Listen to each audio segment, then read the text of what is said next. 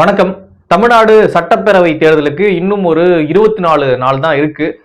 பரபரப்பாக அரசியல் கட்சிகள் இயங்கிட்டு இருக்காங்க. தலைவர்கள் வேட்புமனுக்களை தாக்கல் பண்ணியிருக்காங்க. எம்.கே. ஸ்டாலின், சீமான், விஜய் அப்படின்னு எல்லாருமே தங்களுடைய வேட்புமனுக்களை இன்னைக்கு தொடங்கியிருக்கு. இன்னைக்கு தான். ஸோ இன்னைக்கே தலைவர்கள்லாம், முக்கியமான தலைவர்கள்லாம் தங்களுடைய வேட்புமனுக்களை தாக்கல் பண்ணியிருக்காங்க. பரபரப்பாக இயங்கிட்டு இருக்கு. நம்ம இந்த வீடியோ பண்ணி ரிலீஸ் பண்றதுக்குள்ளே அடுத்த பிரேக்கிங் நியூஸ் வந்துடுது. ஸோ ஒரு நிமிஷத்துக்கு ஒரு நிமிஷம் கண்டென்ட் அவுடேட் ஆகிட்டே இருக்கு. புது புது கண்டென்ட் வந்துட்டே இருக்கு. அதனால மக்கள் கொஞ்சம் பொறுத்தருள்க. ரொம்ப டைம் ஆயிடுச்சு, என்னடா அரை மணி நேரம் ஆகுது இப்போ போடுற அப்படின்னு நினைக்க வேண்டாம். ஸோ அப்டேட் வந்துகிட்டே இருக்கு அடிக்கடி. அதனால உங்களுக்கு நியூஸ் பழசாயிட்டே இருக்கும்.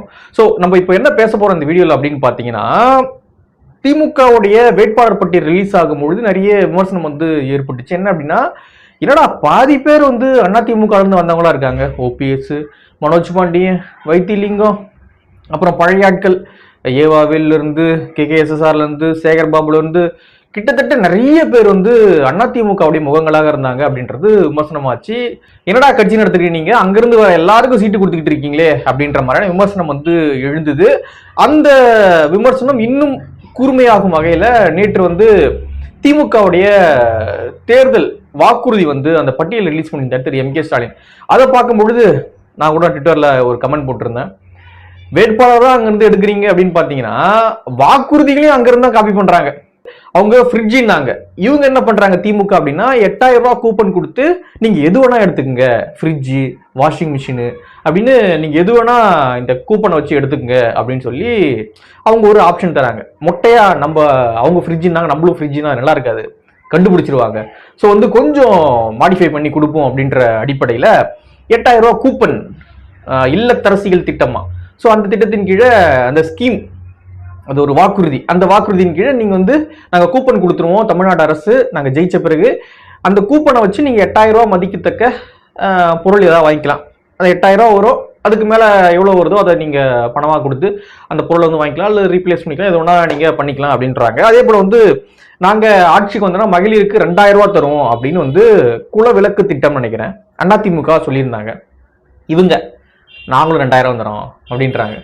ஸோ இங்க என்னவோ அப்படியே காப்பி பேஸ்ட் பண்ண மாதிரி தான் திமுகவுடைய தேர்தல் வாக்குறுதி இருக்கு. புதுசா திமுகவுடைய தேர்தல் வாக்குறுதியை பார்க்கும்பொழுது பெருசா ஒன்றும் இருந்த மாதிரி தெரியல. 2021லயாச்சு நமக்கு ஏற்புடையதா இருக்கா இல்லையான்றதை தாண்டி கொஞ்சம் அட்ராக்டிவா நிறைய விஷயங்களை கொடுத்துருந்தாங்க. ஆனா 26 தேர்தல் வாக்குறுதியை பார்க்கும்பொழுது திமுக ஒர்க்கே பண்ணலையா அந்த தேர்தல் வாக்குறுதியில.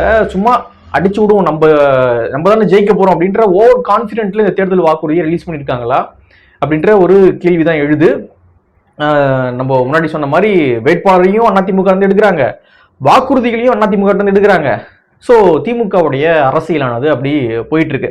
நம்ம நோட் பண்ண வேண்டிய ஒரு விஷயம் என்ன அப்படின்னு பாத்தீங்கன்னா, இது ஒரு பக்கம் போயிட்டு இருக்கும்பொழுது நம்ம நோட் பண்ண வேண்டிய விஷயம் இன்னொன்னு என்ன அப்படின்னு பாத்தீங்கன்னா, திருமாவளவன் அவர்கள் நேற்று தங்களுடைய வேட்பாளர் பட்டியலை ரிலீஸ் பண்ணார். யார் யார் எங்கெங்க நிக்க போறாங்க அப்படின்றத முகநூல் பக்கத்துல நேரலை மூலியமாக அவர் பேசியிருந்தார்.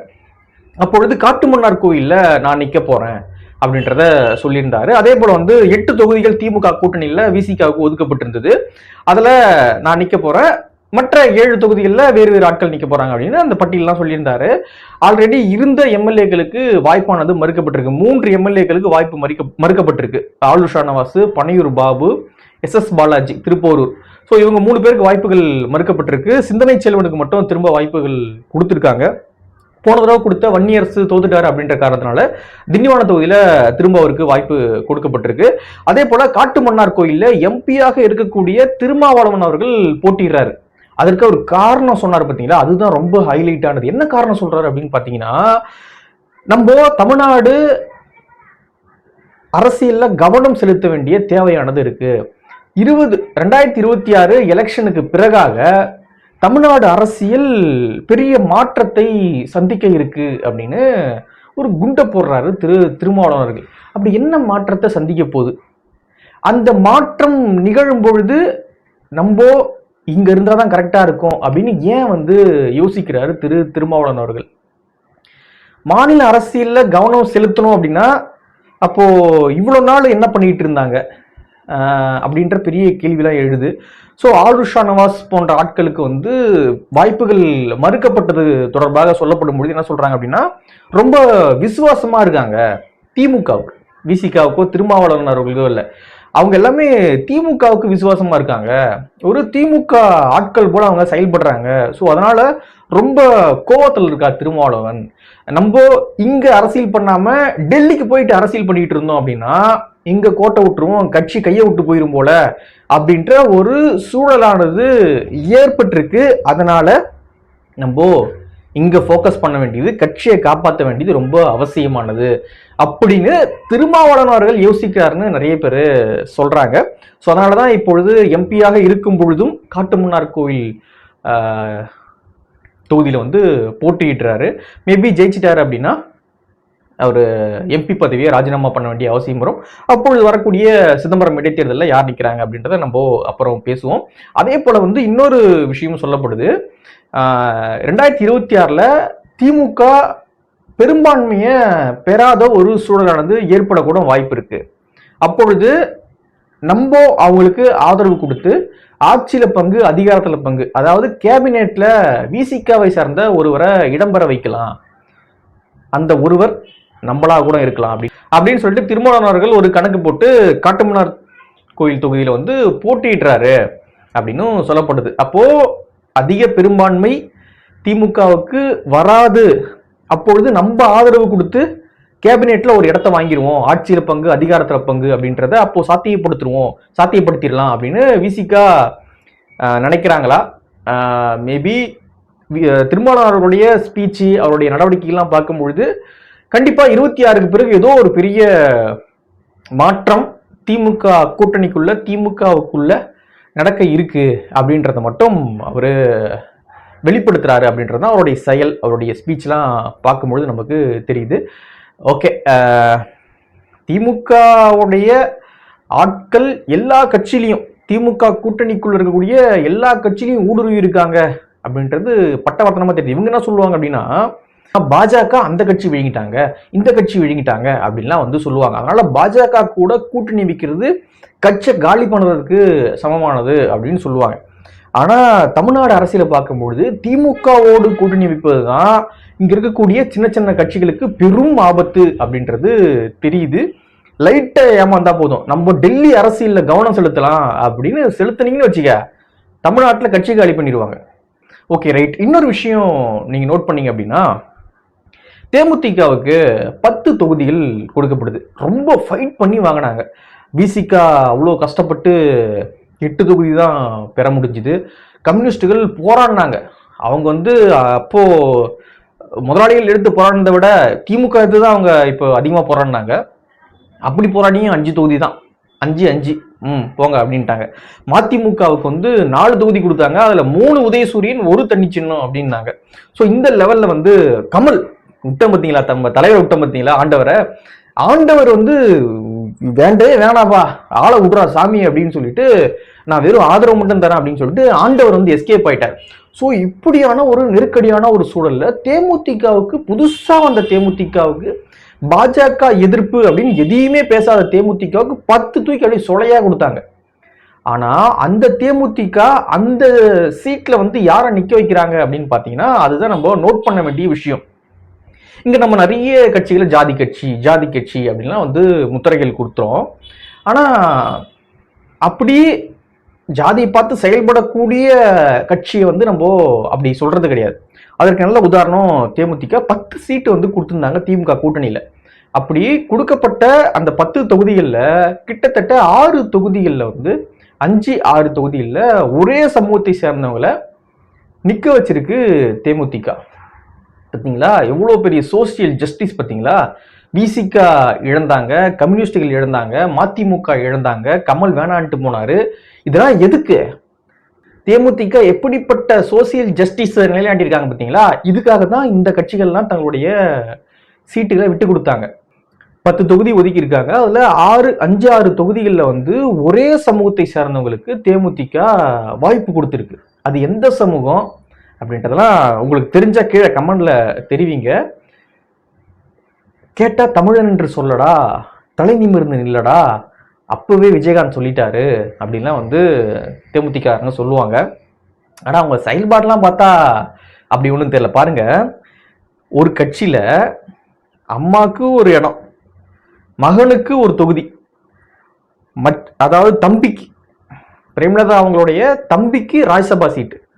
ஒரு கட்சியில 3 பேருக்கு கட்சிக்காக உழைக்கிறான் பார்த்தீங்களா?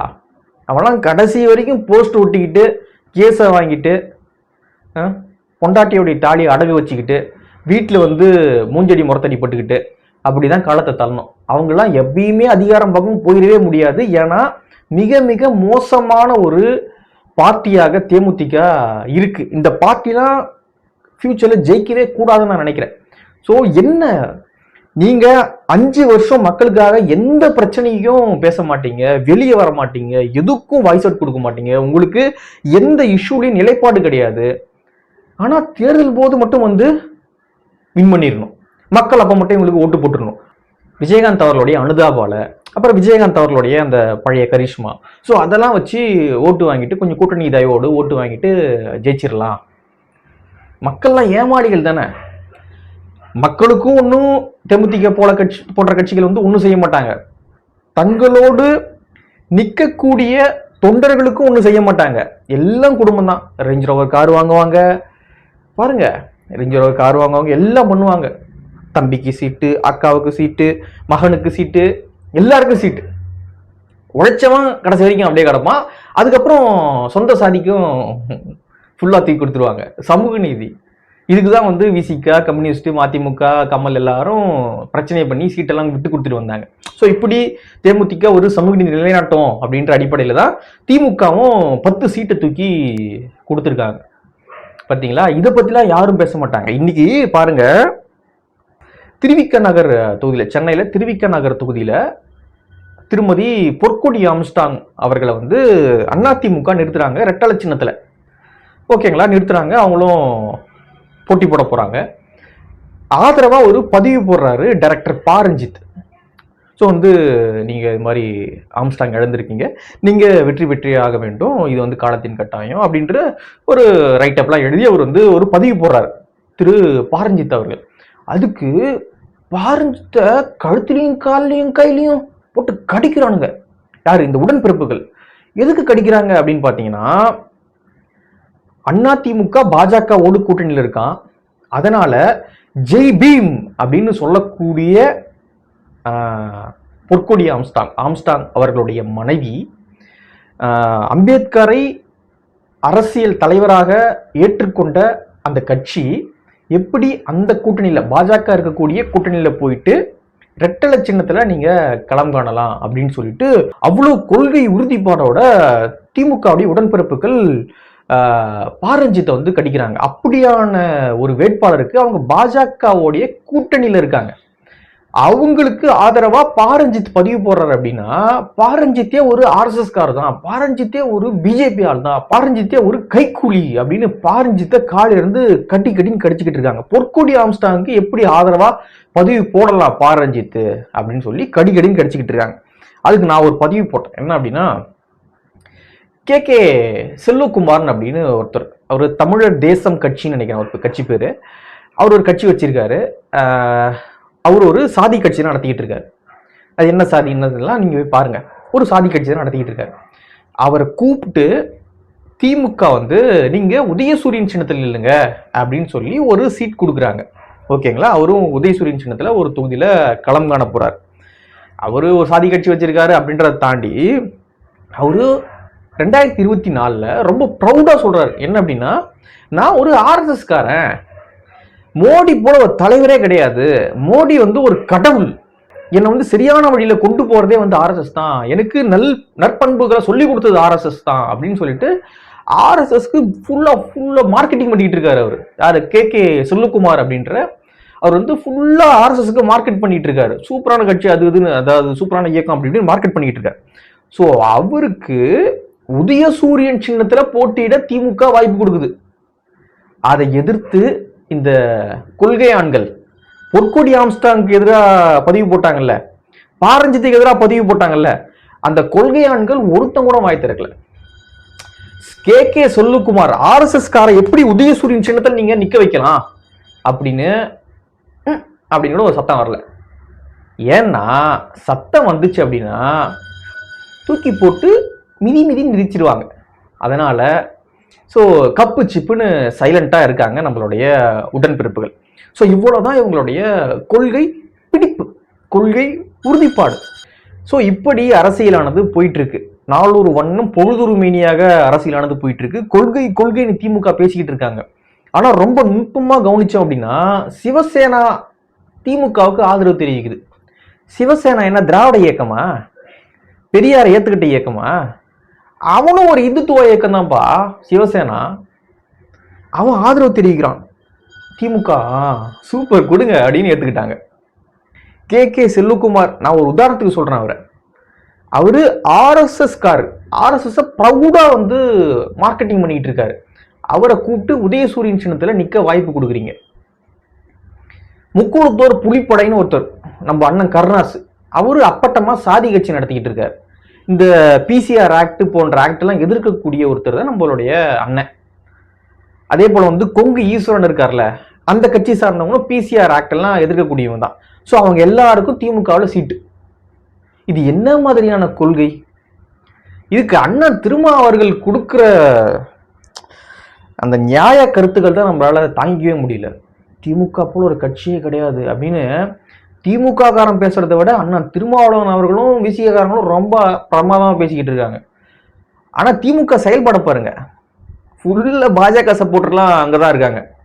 ஆனால் அண்ணன் திருமா அவர்கள் மற்றும் விசிக கட்சிக்காரங்களை பேசும்பொழுது திமுக போல ஒரு கட்சி இருக்காங்க, பாஜகவை எதிர்க்க இந்தியாவிலேயே திமுக மட்டும்தாங்க இருக்கு அப்படின்ற அளவுக்குலாம் பில்டப் பண்ண ஆரம்பிச்சிட்டு இருக்காங்க. ஏன்னா அவங்க நியாயமா இருக்கணும், அவங்கள வந்து நியாயப்படுத்திக்கணும், நம்ம கரெக்டாக தான் போயிட்டு இருக்கோம் அப்படின்னு அவங்கள நியாயப்படுத்திக்கிறதுக்காக திமுகவையும் நியாயப்படுத்திக்கிட்டு இருக்காங்க விசிகா போன்ற கட்சிகள்லாம்.